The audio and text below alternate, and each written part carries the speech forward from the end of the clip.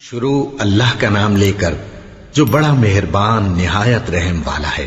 بے شک ایمان والے کامیاب ہو گئے جو نماز میں عجز و نیاز کرتے ہیں اور جو بیہودہ باتوں سے منہ موڑے رہتے ہیں اور جو زکوٰۃ ادا کرتے ہیں اور جو اپنی شرم گاہوں کی حفاظت کرتے ہیں مگر اپنی بیویوں سے یا کنیزوں سے جو ان کی ملک ہوتی ہیں کہ ان سے تعلق قائم کرنے میں انہیں ملامت نہیں،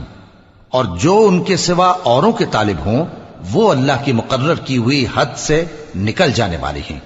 اور جو امانتوں اور اقراروں کو ملحوظ رکھتے ہیں اور جو نمازوں کی پابندی کرتے ہیں یہی لوگ میراث حاصل کرنے والے ہیں، یعنی جنت الفردوس کے وارث بنیں گے، وہ اس میں ہمیشہ رہیں گے۔ اور ہم نے انسان کو مٹی کے خلاصے سے پیدا کیا ہے، پھر اس کو ایک مضبوط اور محفوظ جگہ میں نطفہ بنا کر رکھا، پھر ہم نے نطفے کا لوتھڑا بنایا، پھر لوتھڑے کی بوٹی بنائی، پھر بوٹی کی ہڈیاں بنائیں، پھر ہڈیوں پر گوشت پوست چڑھایا،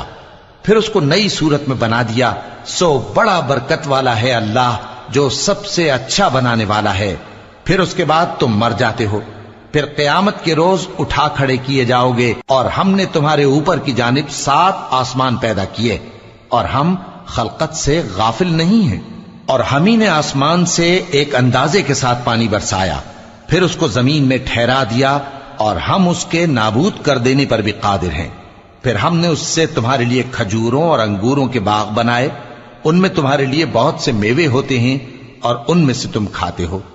اور وہ درخت بھی ہم ہی نے پیدا کیا جو طور سینا کے دامن میں ہوتا ہے، یعنی زیتون کا درخت کہ کھانے کے لیے روغن اور سالن لیے ہوئے اگتا ہے۔ اور تمہارے لیے چوپایوں میں بھی عبرت ہے کہ جو ان کے پیٹوں میں ہے اس سے ہم تمہیں دودھ پلاتے ہیں، اور تمہارے لیے ان میں اور بھی بہت سے فائدے ہیں، اور بعض کو تم کھاتے بھی ہو،